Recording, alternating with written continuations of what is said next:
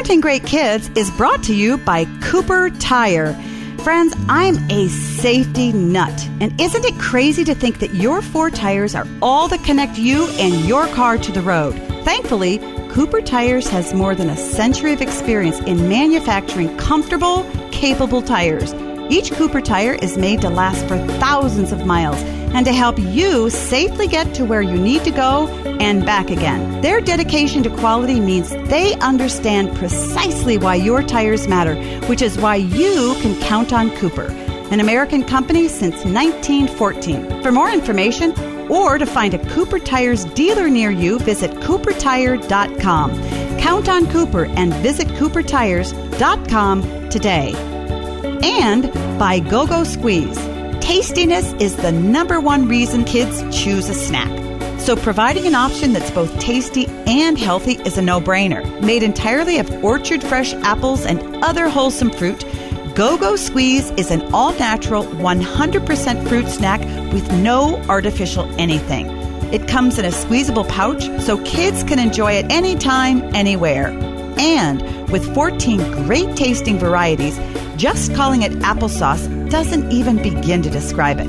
They even offer fruit and veggies blends like Mighty Mango, made with apple, mango, and butternut squash, or Zippin' Zingin' Pear, made with pears, apples, and carrots. Your kids are sure to love it, so try GoGo squeeZ today.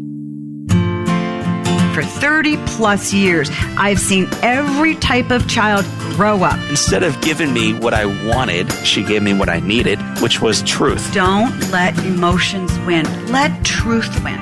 Do your very best, and you should have a lot of fun while you do it. And the better you get at something, the more fun you're going to have at something. You moms and dads are wired with everything you need to be a parent to a great kid. Welcome to Parenting Great Kids. This is episode number 36. Kids and Faith. I'm your host, Dr. Meg Meeker.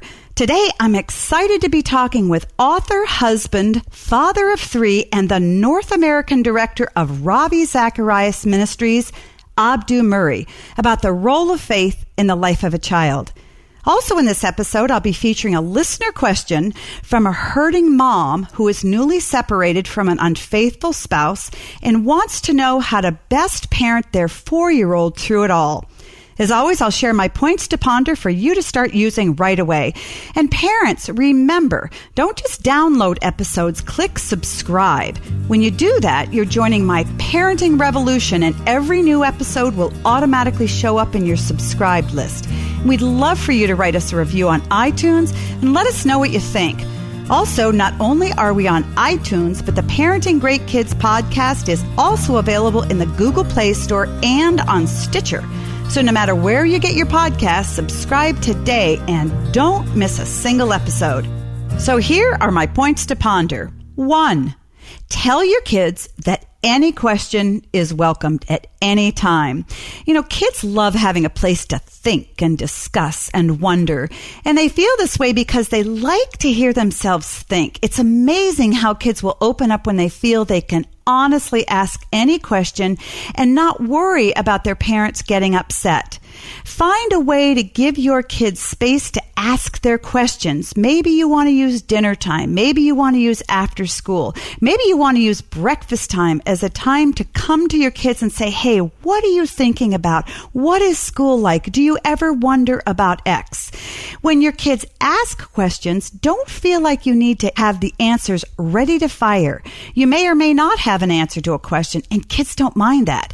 What they want is to simply know that they can confide in you and trust you to respect and be interested in what they have to say. I guarantee once you are sincere about inviting your kids to ask any question at any time, they'll ask the questions.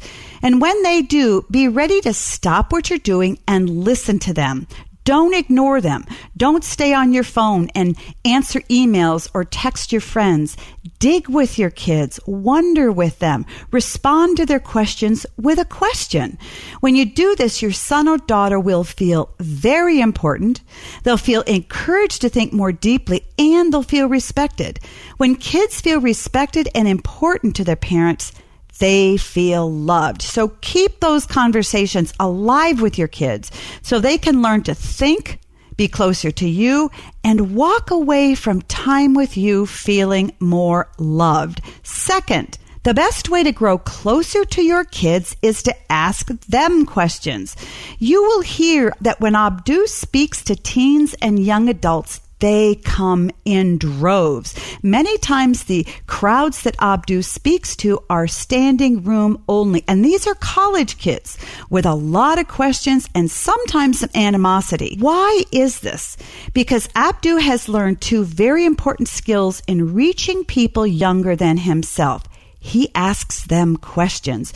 Rather than correct the people that are asking him questions and just give answers, dispense information, he listens to the questions. He listens to their concerns. He respects their ideas and then often answers their questions with more questions. Why do you think that? Why do you ask that? What makes you wonder about that? What are your deeper concerns? In other words, he invests in those he speaks with. Often parents lament to me that their kids really don't want to talk to them. I hear this a lot, whether kids are teenagers or pre-adolescents. And then kids tell me why this is. They feel, they say, that their parents really aren't interested in hearing the answers, that the parents are just often asking them questions only to set them up and correct the answers that they're going to give.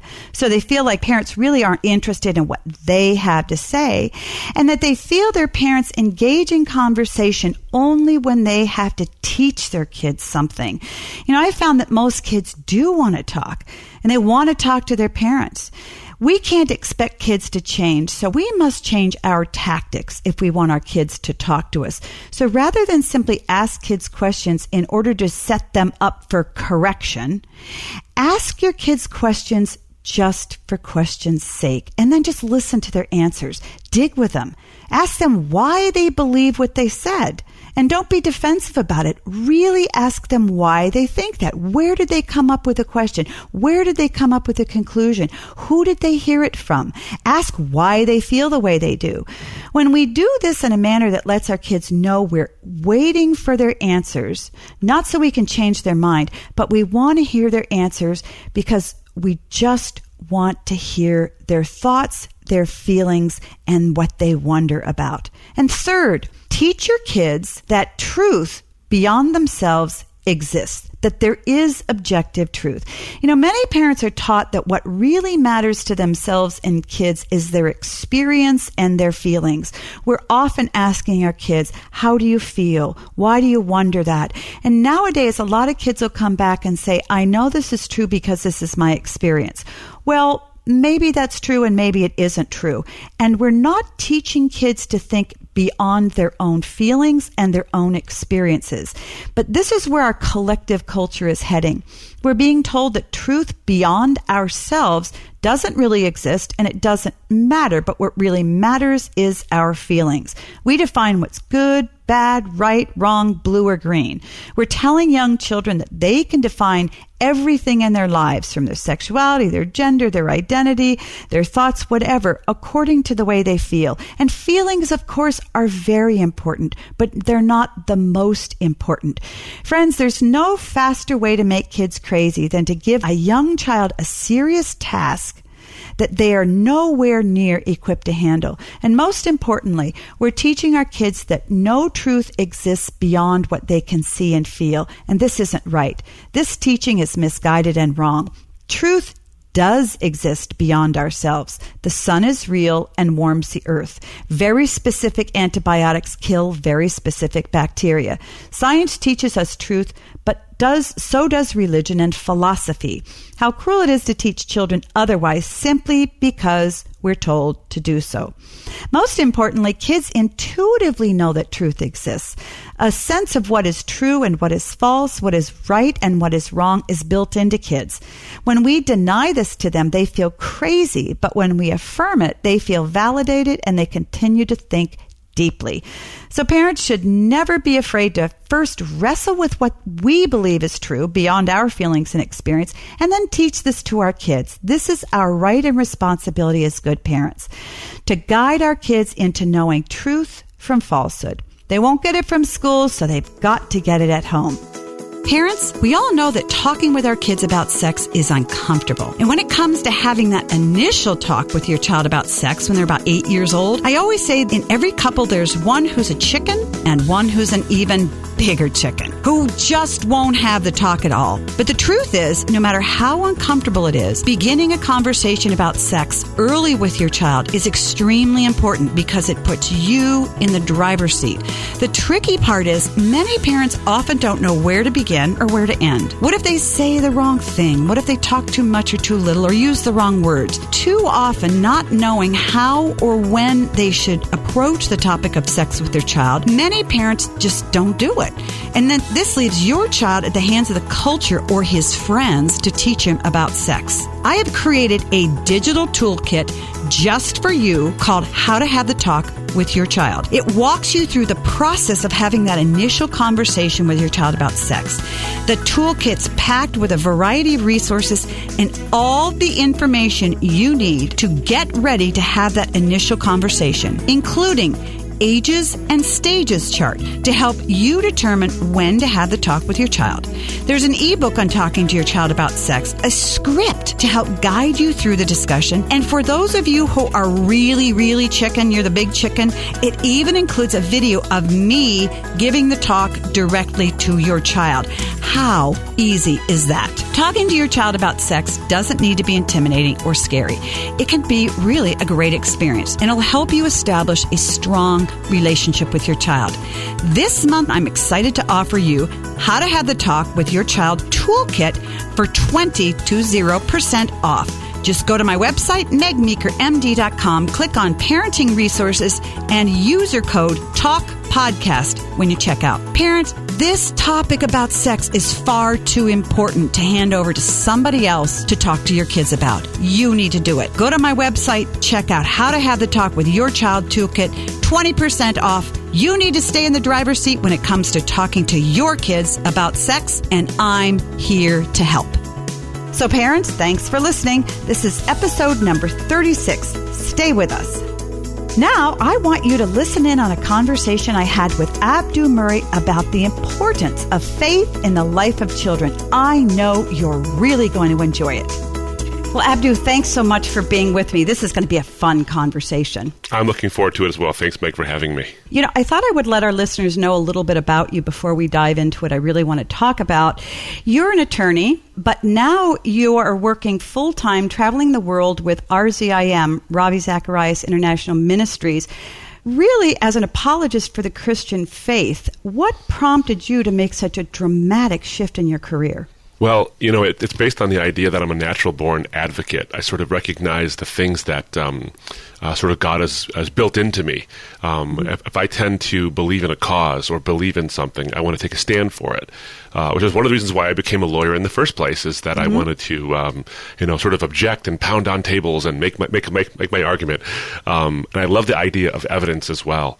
But I also was an undergraduate in psychology, and so I wanted to work with people and understand people and help them with their problems. So you take those two things, working with people, trying to, I think, help them personally, plus being an advocate and enjoying evidence and how argument works, and it's just a natural sort of mesh together with being an apologist with RZIM, where we minister to people at the level of their deepest, not only intellectual, but also emotional needs as well. So it was a natural fit for me. As I was being a lawyer, doing my job as a commercial litigator.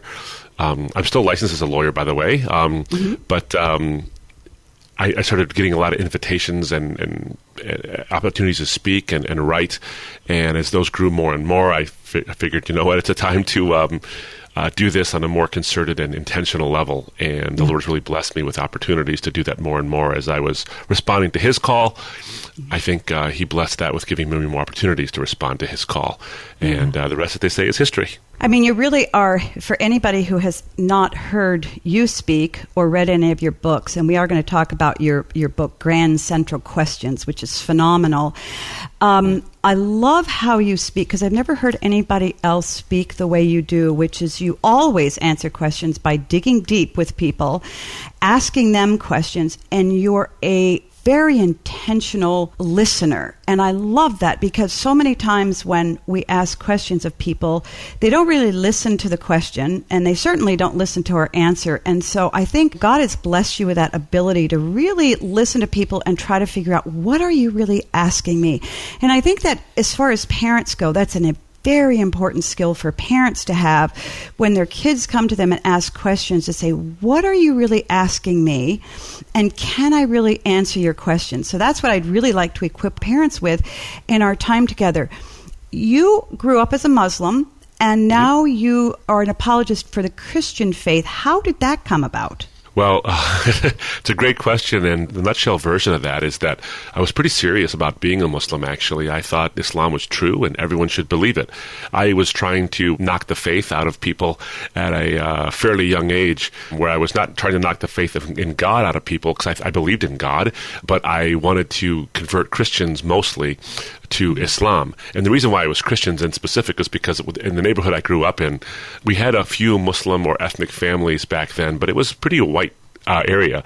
We were sort of the dash of olive oil in the sea of rice, as it were. And I wanted to spread the Islamic faith. And Christians, at least cultural Christians, were low-hanging fruit. So I would engage in conversations with them quite a bit.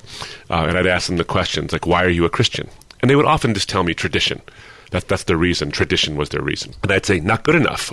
You're trusting your entire eternity to a worldview that somebody else believes? You haven't thought it through? And I'd found out that most Christians hadn't thought it through, whether they were adults or young kids. And then I would start to attack the Christian faith, not in a mean way, but through questions and just having conversations. And I would try to substitute Islam into the gap that I had created. Well, along the way, a couple of guys were going door to door when I was an undergraduate at the University of Michigan. And they were going door to door at the apartment complexes, and they were getting a lot of doors slammed in their face. They were talking about Jesus, and they wanted to talk to people about him, but no one wanted to hear it. Until they came to my door. And I was like, oh man, you guys deliver. This is great. Come on in. Come on in. And I made these guys pretty uncomfortable, actually, for hours at a time. But they kept on coming back. No matter how many objections I would lob at them, they kept on coming back, and I grew to really admire these guys. They came not because they were trying to win an argument, because they were trying to win me. They thought, this is true, and we want Abdu in heaven. So they kept on coming back. And I wanted them in heaven, so I kept on telling them about Islam. Well, I was trying to find a contradiction in the Bible that would sort of absolutely knock them on their feet. You know, say, you guys believe in this Bible, but it's been changed so many times, and there's contradictions now in it, and here's one. Here's a contradiction you guys can't get around. But I didn't find one. Instead, what I did find was a passage in Luke chapter 3, verse 7, and the following passages as well, where John the Baptist is baptizing folks, and they come to him, and he says, do not even begin to think to yourself, you have Abraham as your father, as if that would save them from God's judgment. He says, for I tell you, God can raise up children of Abraham from the stones. And I remember thinking to myself, what John the Baptist is saying is that tradition does not save you. I had been saying the exact same thing to my Christian friends. And I'd ask them, why are you a Christian? And they would say tradition. But they never had a chance to ask me why I was a Muslim. And if they asked me, I would have given them all these evidences and reasons why I was a Muslim. But fundamentally, I would have to answer, well, tradition. I was raised that way, and I'm supposed to be that way. Ironically, John the Baptist's words in a book that I didn't believe were the very words that challenged me to say, believe it because it's true, not because it's tradition. And so that began the journey. John the Baptist's words. Isn't that amazing? That here I am, a skeptic, not wanting to believe a word of this Bible, am touched by the words in the Bible to go seek out the truth. And that began a 9-year search into the evidence for the Christian faith, evidence for the Islamic faith, and any other ism and schism I could think of.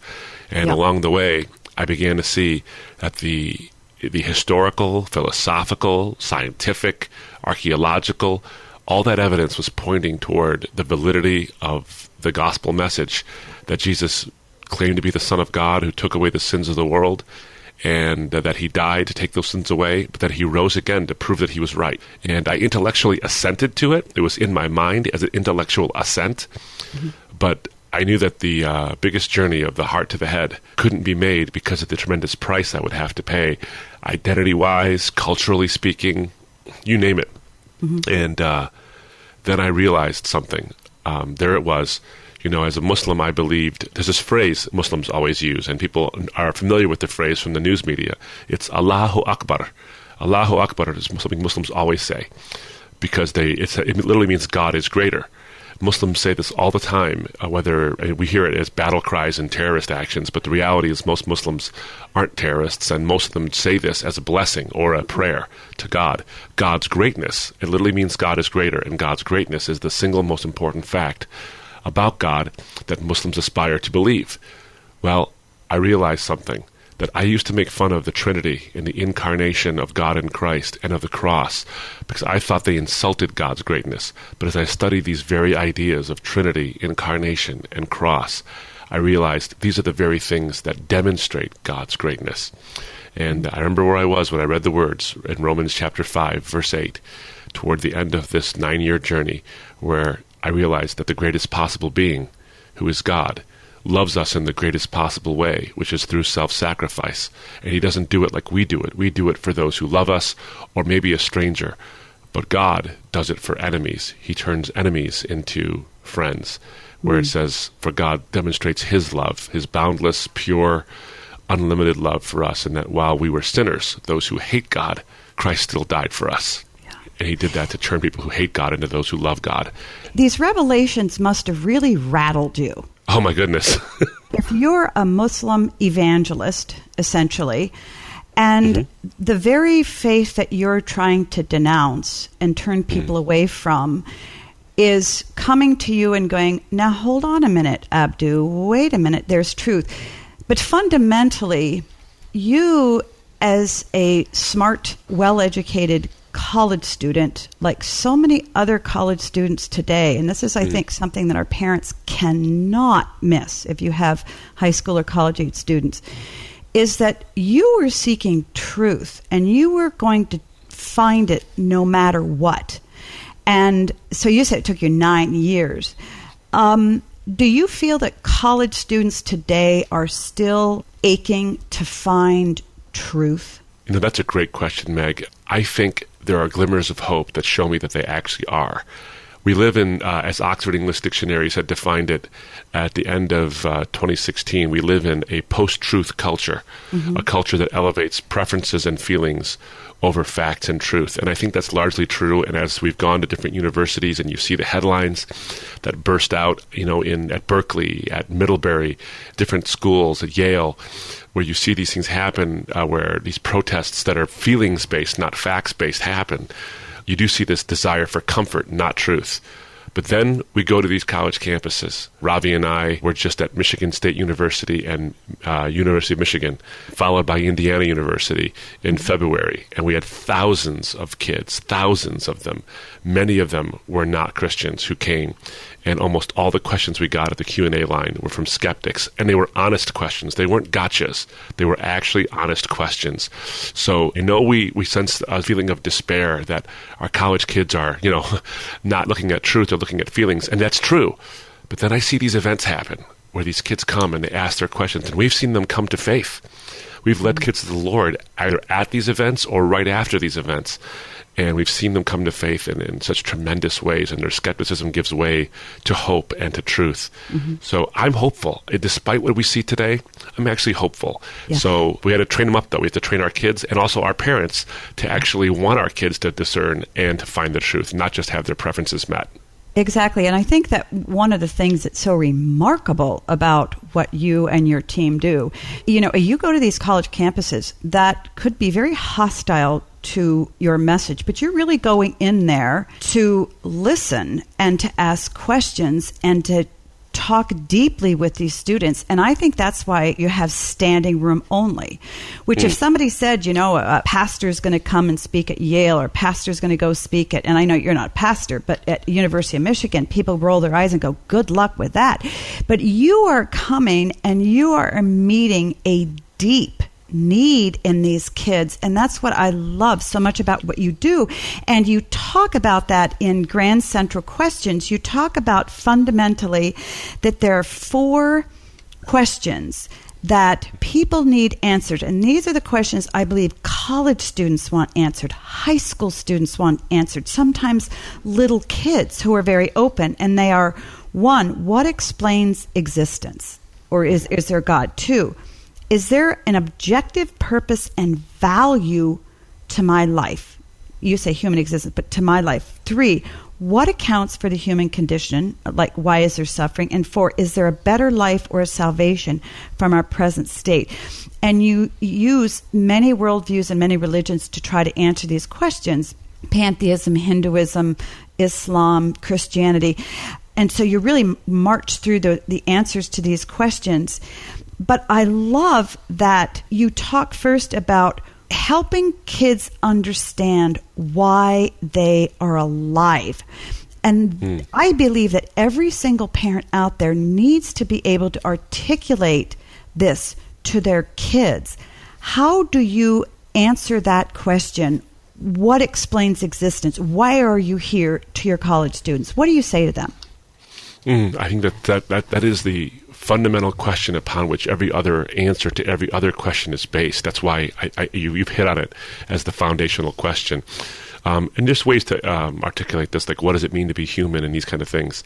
I think that this is one of those, what's the meaning of life question, and no one seems to know. You go to every time it's in a movie, right before the guy who finally meets the guru with the in the lotus position, they finally find that guy at the top of a mountain because for some reason the meaning of life is found in mountains.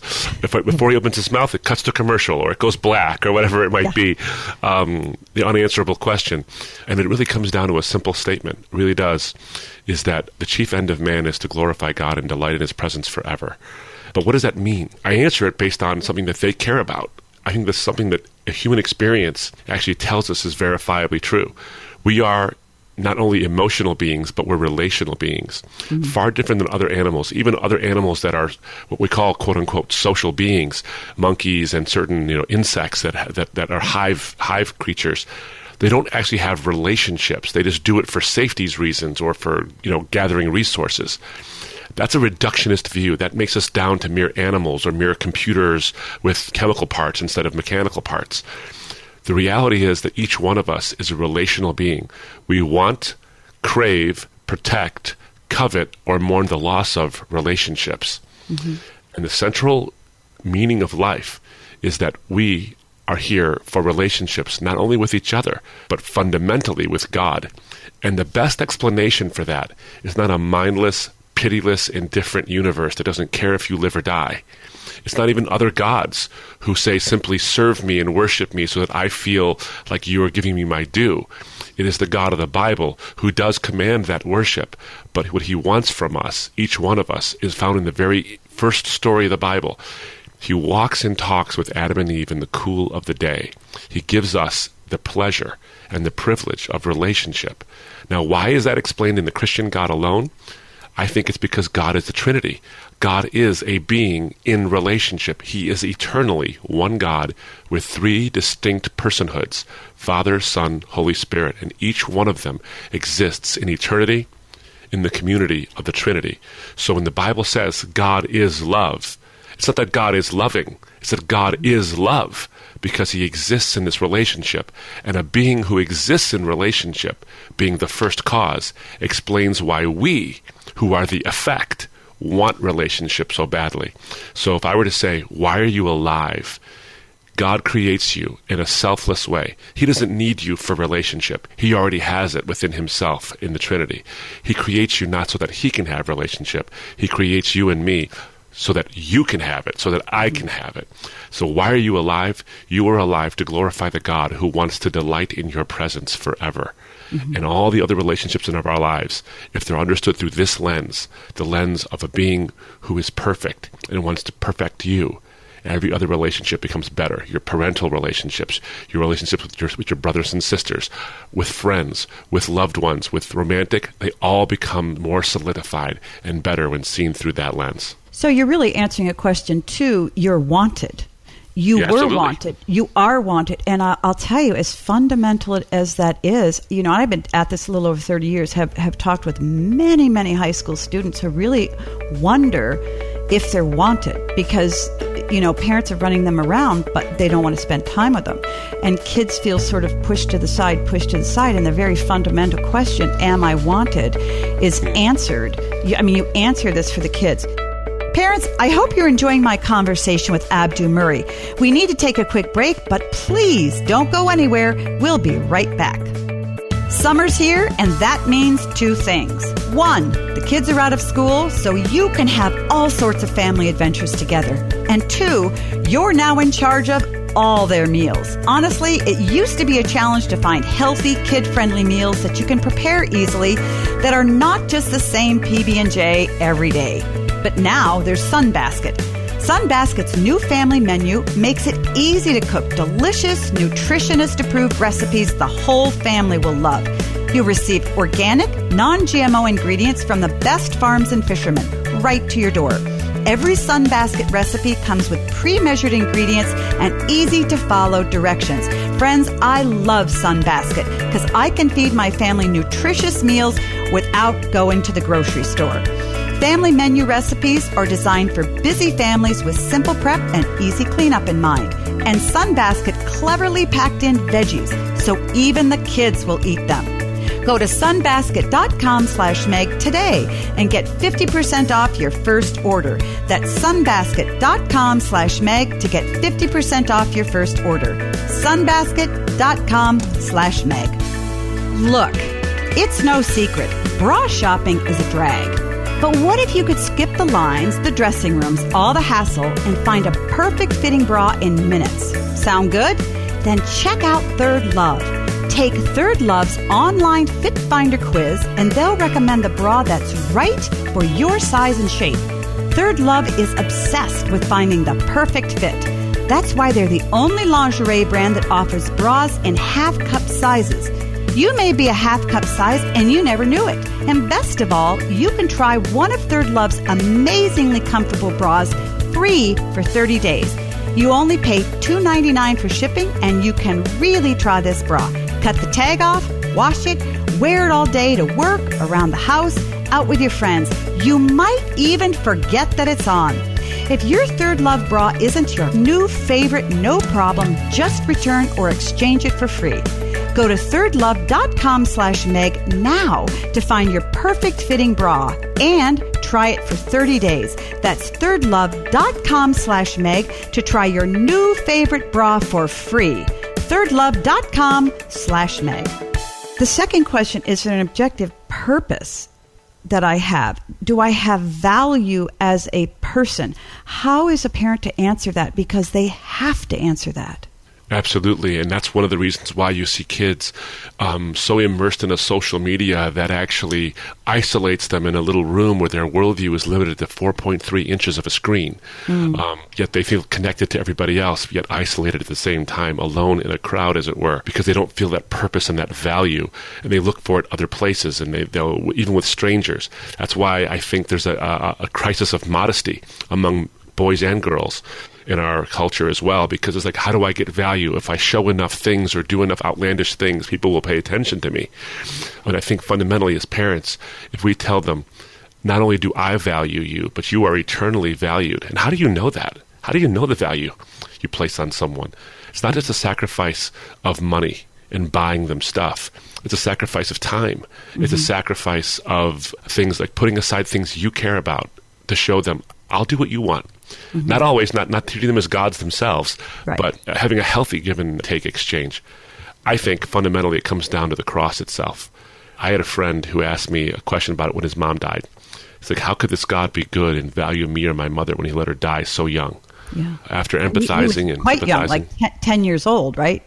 Absolutely. He was 10 years old and died of cancer. And he didn't want to believe in God because he took his mother. Right. Is that correct? Yeah. And he said, yeah, absolutely. And he said, how can you say this God values me or my mother? And the question becomes this, and I think this is how we answer our kids sometimes. And I answer my kids this way as well. How do you know anything is valuable? How do you know? You know how valuable something is to you by what you're willing to pay for it. And I'll give them examples in their own lives, but my friend, I told him, a blind, pitiless, indifferent universe does not value your mother. She came and went, and the universe did not blink. The mountains don't care. The galaxies just don't care. But you clearly do.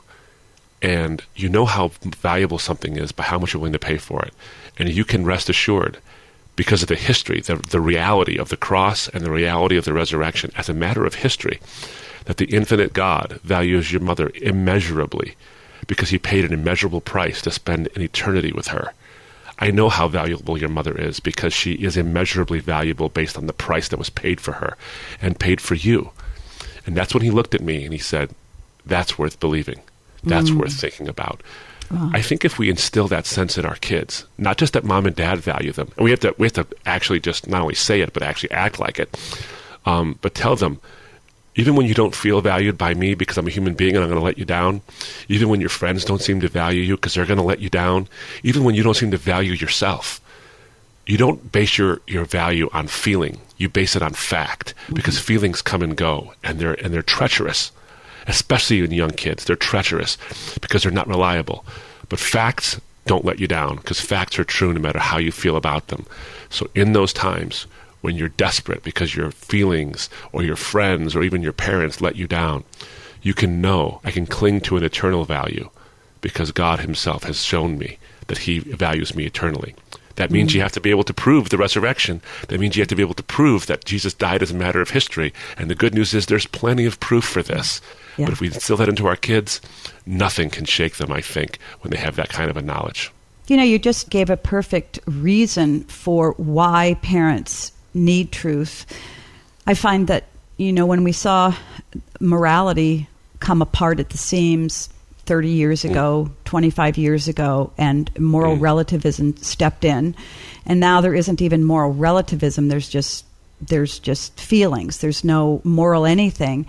And I think that a lot of parents are grappling with, well, what right do I have to tell my kids what to believe, and what right do I have to do that? Because isn't truth just my perception? Isn't truth just how I feel? I mean, we see this with the whole push on the fluid sexuality and gender identity, and which is really a craze. It's not true transgender kids are extremely rare in our culture. Right. But now they're trying to make it the norm because we want everything to be on the table, acceptable, because as long as you feel it and perceive it, then it's right. So how do you tell parents you have to teach their kids that there is truth outside of you and outside of them, because it's only through truth that you can answer these fundamental questions. Why are you alive? Why do you matter? And what is pain and suffering all about? Because if you don't answer it through a biblical sense, where do you turn, Abdu? What are parents to say? Well, I think that you've hit it right on the head, is that one of the things I've seen, and parents have come up to me and said, oh, my child is going through this, or my son or my daughter, very bright, they've turned away from the faith, or they've gone into this thing where they've lived a lifestyle that they would never have thought to live even a year ago. And so I ask them a question. It's like, well, what do you answer their questions? How do you answer their questions? And they often say, well, they don't even ask me questions about this stuff. Yeah. Or even if they did, this is the way it is, son, and we don't question around here. We just believe.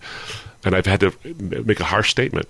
Well, if you want to make an atheist out of your kid, that's a good way to do it, is to make sure you shut down questions. Yeah. I think the thing that we as parents have to do is cultivate an atmosphere where any question can be asked, no matter how shocking it might be, no matter how off-putting or disturbing you might think it is, so that they come to you. Because they're going to ask somebody, and if they don't ask you, they're going to ask the culture, and the culture has no interest in their well-being.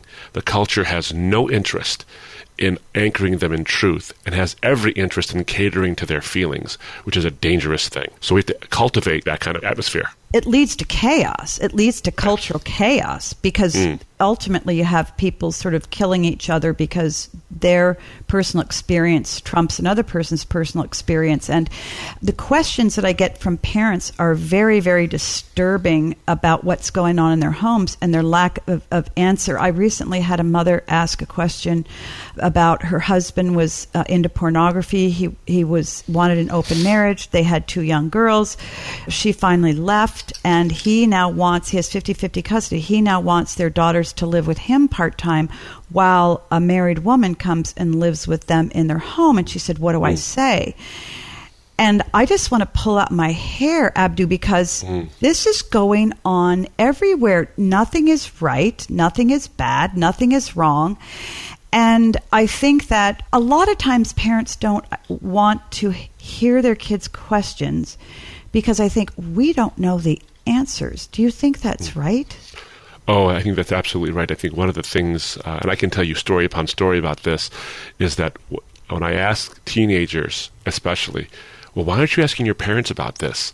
Or even your pastor sometimes. It's like, because I'm afraid they won't have answers. They're not actually afraid that you'll yell at them. They're not afraid that you'll react.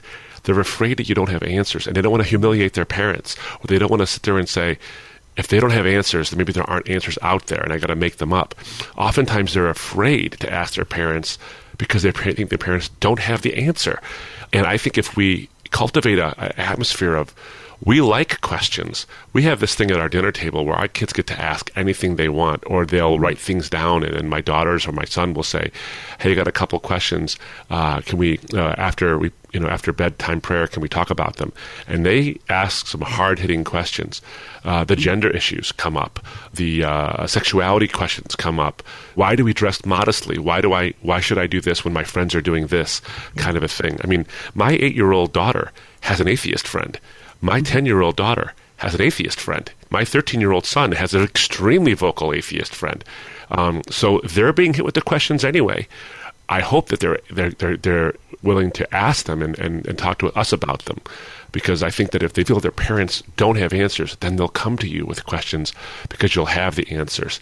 Yeah. And the biggest thing, and I know you know this, Meg, because of the work you do so well, is that the kids really take them in, the answers in, when you work not to just give them the answers, but you work through a conversation in a way that they give themselves the answers. Because once they own it, they don't lose it. So you really have to teach them by asking them questions to their questions, which is what I love. Absolutely. As I watch you, and anybody, as I said, who has not heard you speak, Robbie speak, you've got to go to RZIM website and find a place where they're going to be speaking near you and get there. Buy a plane ticket and get there. Because what you do so beautifully is when young adults ask you hard-hitting questions, you listen so carefully and you give a thoughtful response, but you tease more out of them.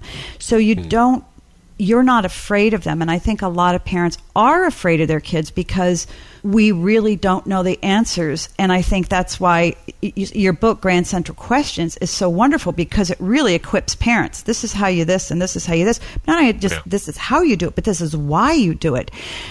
We only have a little bit of time left, but talk about the importance of listening to your kids. Because, again, a lot of parents, I find, have difficulty answering difficult questions. But even getting their kids to engage, I can't tell you how many parents say to me, my kids just don't listen. My kids don't want to talk to me. My kids live in their own different world. How do parents begin to sort of draw their kids into deeper relationship with them so that they can have some of these conversations? Because a lot of Christian parents live with a bias that their kids are taught, your parents are narrow-minded bigots. They hate homosexuals.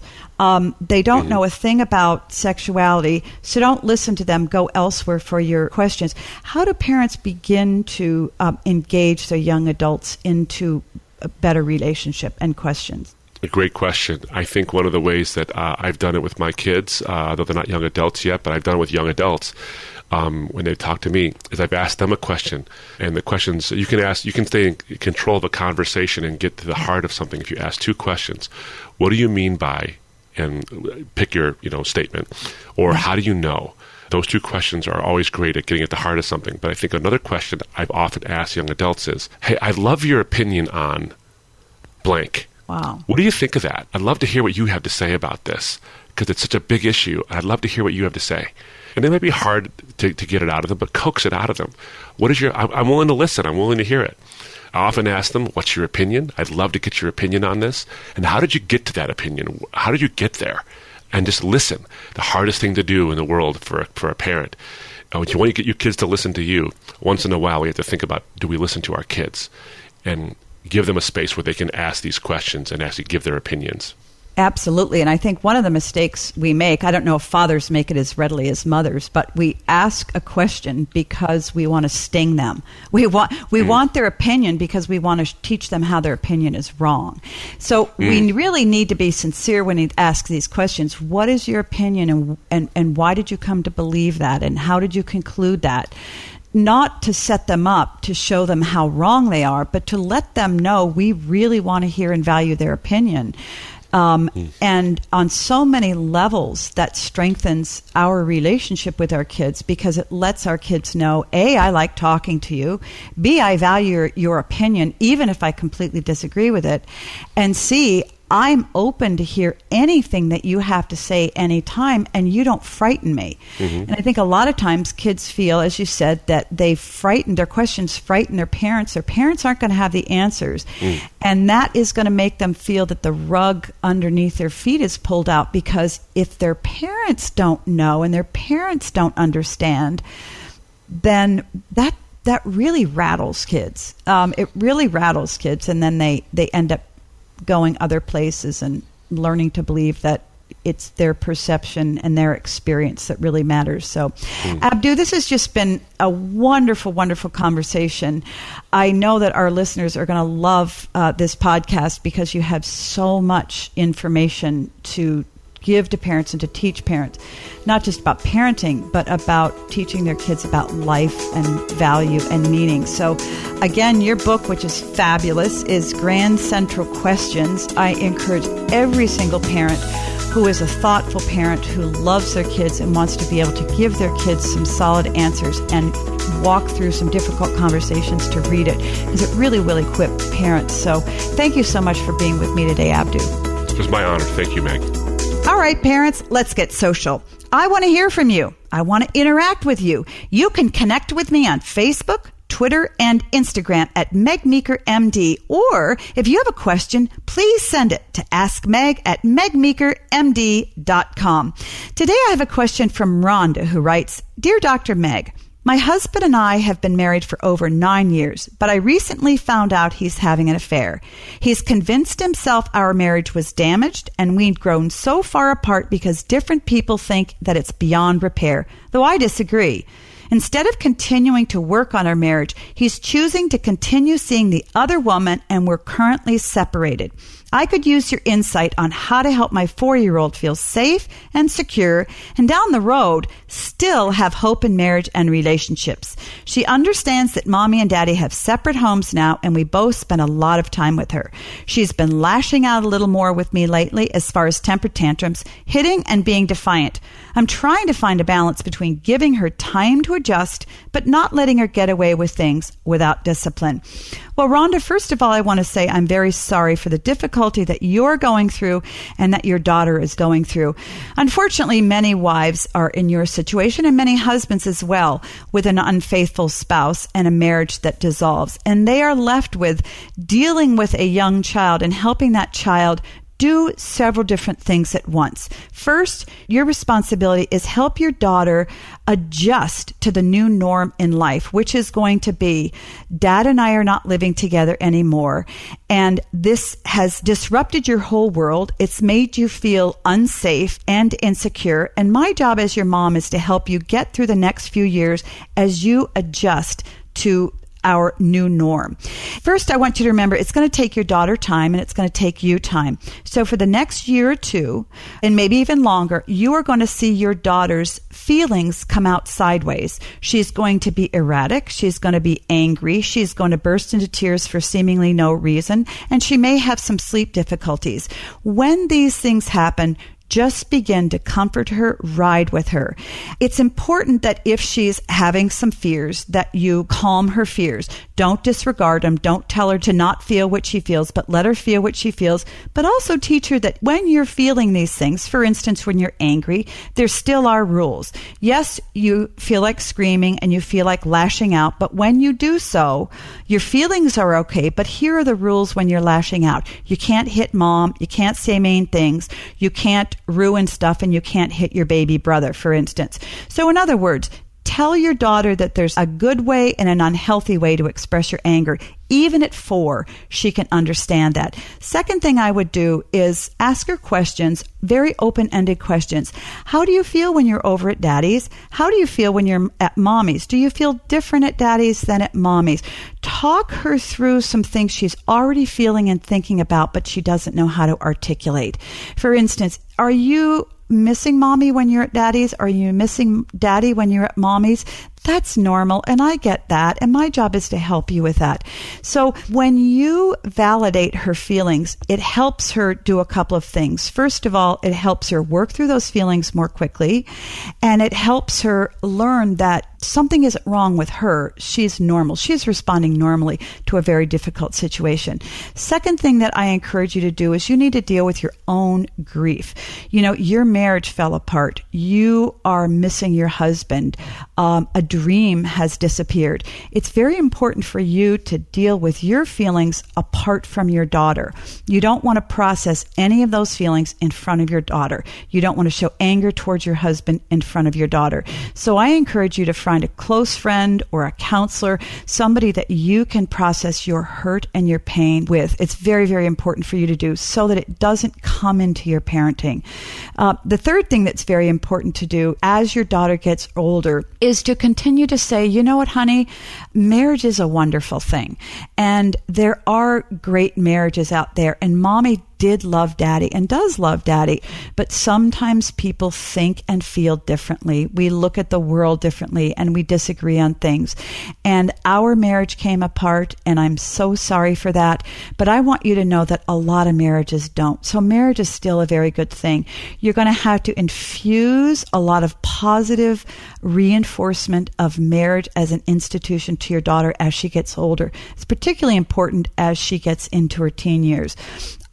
For instance, when I hear of a young couple who have announced their engagement, I always tell them I'm so excited for them. You know, many people, when they hear that somebody's engaged, say, oh, good luck to you. Oh, you know, you're on your final days of freedom, or enjoy life while you still have some. Don't do that. You know, I always say, you know what? I've been married 36 years and I love being married. It's hard. Yes. And there are days I wish I weren't. Yes. But overall, it's a wonderful thing.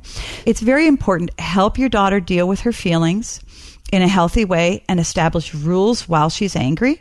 Every child needs that. Second, help yourself deal with your hurt outside of your daughter. Recruit a friend or a counselor, somebody to help you deal with that. And third, reinforce positive messages about marriage over the next 10 and 15 years. You can do that. I know you can. You know, parents, I just love answering your questions. So please keep sending them in to me. I answer as many as I possibly can. You can email me any of your parenting questions to askmeg@megmeekermd.com. I would like to now thank my wonderful guest and friend, Abdu Murray. I hope you enjoyed talking with him as much as I did. I could have spent 3 hours just listening to Abdu. I don't know about you. If you haven't ever heard his messages or read any of his books, just Google him, Abdu Murray. He's at rzimministries.com.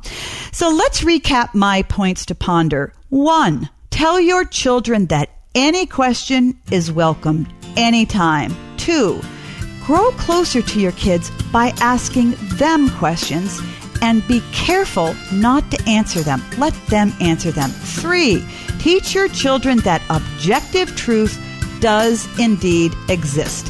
So until next time, parents, remember, great kids are raised, not born.